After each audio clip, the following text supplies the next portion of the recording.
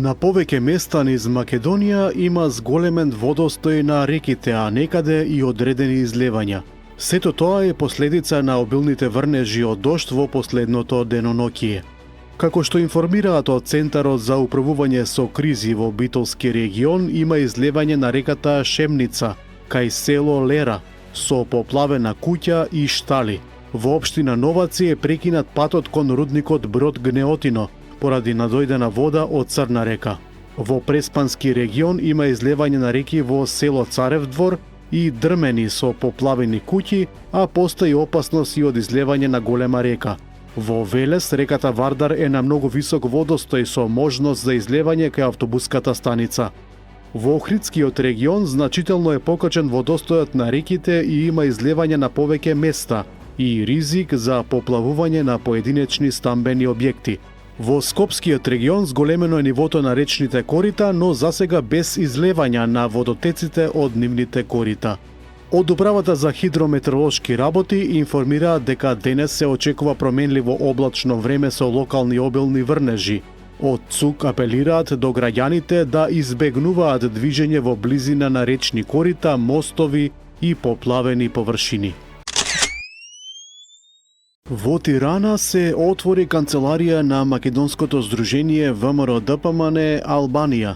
Присутни беа голем број македонци од Албанија, а синоќа таму беше и премиерот Христијан Мицкоски.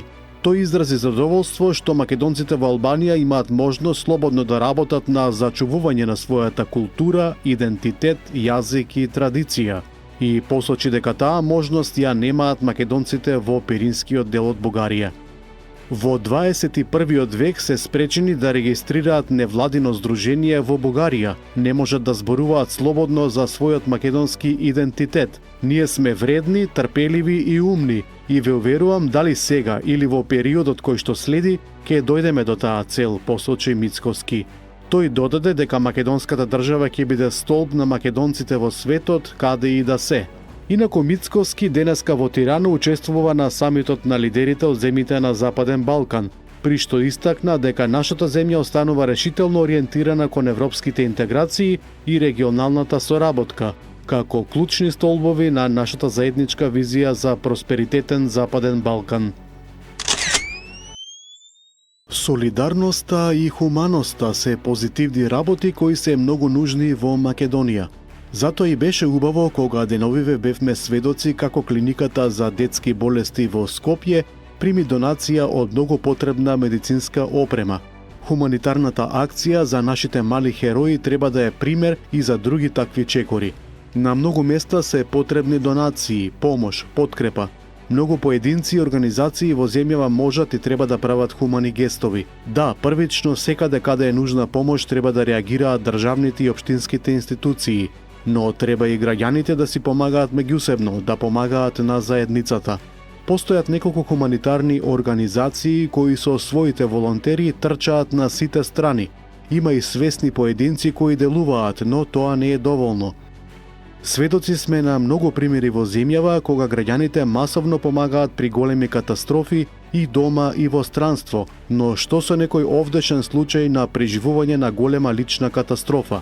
Имаме многу сограѓани и организации на кои им е потребна нашата хуманост.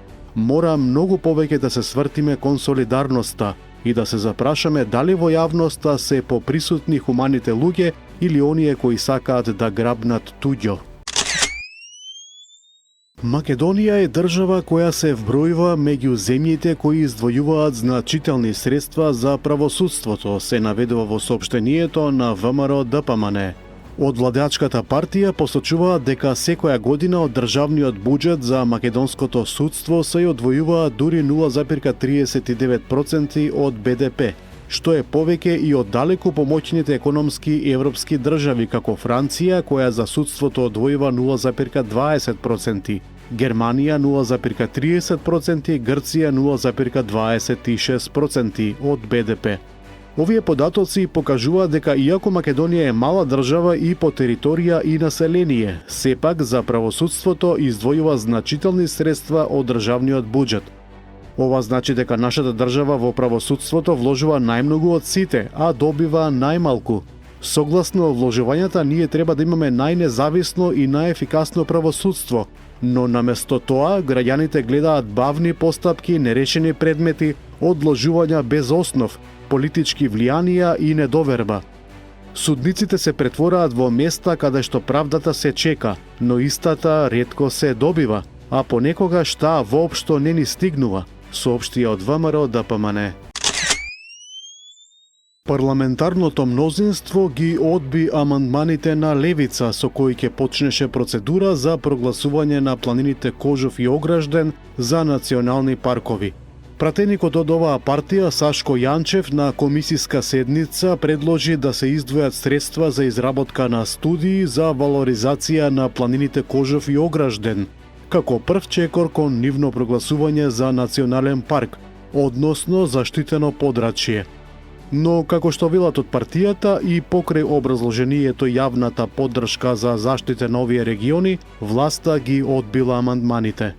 Јанчев потсети дека Кожов представува национално богатство што е под континуиран притисок од поединци кои во трка по профит се обидуваат да ја загрозат планината.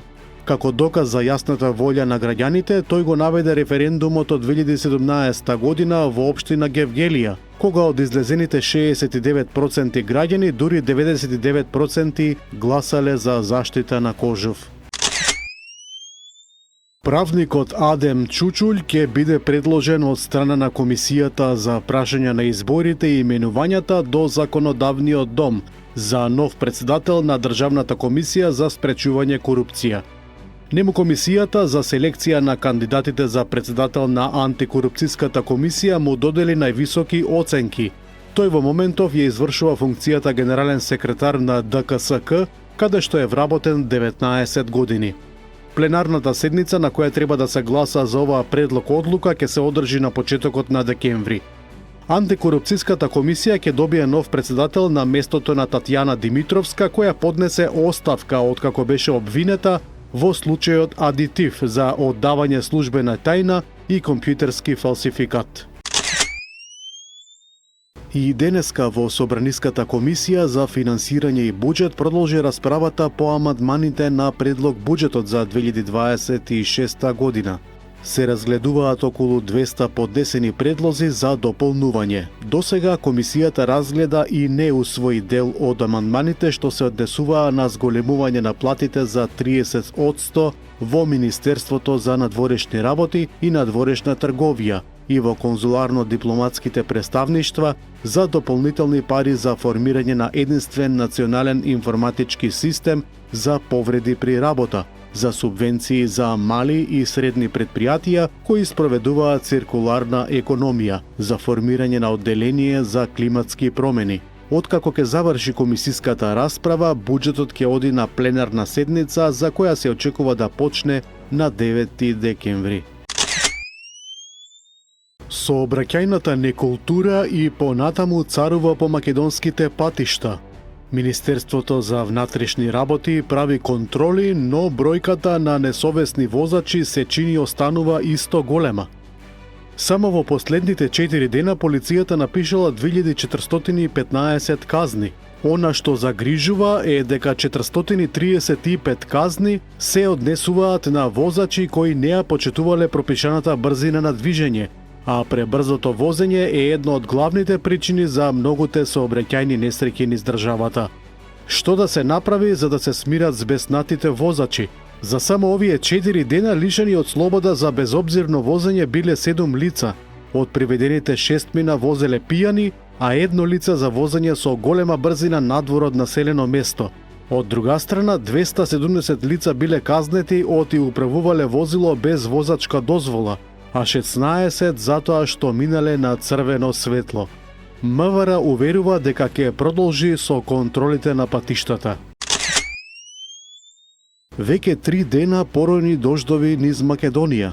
Во изминатите 24 часа најголема количина на врнежи е измерена во Претор, каде наврнаа 66 литри на метар квадратен. Следуваат Крушево со 37 литри и Битола со 30. Најмалку дожд имало во Гевгелија само 3 литри. Според управата за хидрометеоролошки работи и во наредните денови времето ќе биде слично, променливо облачно со повремени локални врнежи од дожд. Некаде врнежите ќе бидат пообилни. Максималната температура ќе се движи меѓу 13 и 19 степени. Во Скопје исто така ни следуваат денови со променливо облачно и со повремени врнежи. Максималните дневни температури ќе бидат околу 17 степен. Антиквитети вредни повеќе од 100 милиони евра се запленети, а 35 илегални трговци се уапсени во операција координирана од Бугарија во неколку европски земји, соопшти Европол. На црниот пазар се тргувало со украдени над 3000 предмети, вклучувајќи антички златни и сребрени монети и други вредни предмети. Биле направени 131 полициски претрес, од кои 120 во Бугарија, а имало и во Франција, Албанија, Германија и Грција. Повеќе од 1,2 милиони гласачи ќе избираат помеѓу 6 кандидати за нов претседател на Република Српска. Откако на досегашниот Милорад Додиќ во август годинава му беше одземен мандатот од страна на Централната изборна комисија на Босна и Херцеговина. Изборите ќе се одржат на 23 ноември, а мандатот на новоизбраниот претседател ќе трае само една година. Украинскиот претседател Володимир Зеленски изјави дека Украина ќе работи на тоа да биде успешен мировниот предлог на САД и вети дека нема да прави ништо што би ги нарушило дипломатските напори. Неговиот кабинет претходно објави дека од САД добиле нов план за завршување на војната на Русија во Украина и првичната реакција беше дека планот е неприфатлив. Но како што дознава Ројтерс, Вашингтон јасно му сигнализирал на Зеленски дека Киев мора да ја прифати рамката на САД за завршување на војната, што вклучува територијални отстапки кон Русија, намалување на украинските вооружени сили и откажување од членството во НАТО. Началникот на рускиот генералштаб му соопшти на претседателот Владимир Путин дека руската војска ја презела контролата врз украинскиот град Купјанск. Овој град е едно од стратешките места на фронтот. Украинската војска ги отврли руските тврдења дека го освоиле Купјанск, како и за тоа дека русите превземале контрола врз 70% од градот Покровск. Руската страна информира дека засилени борби се водат и во Костјантиновка, главното убориште на украинските сили во регионот Донецк.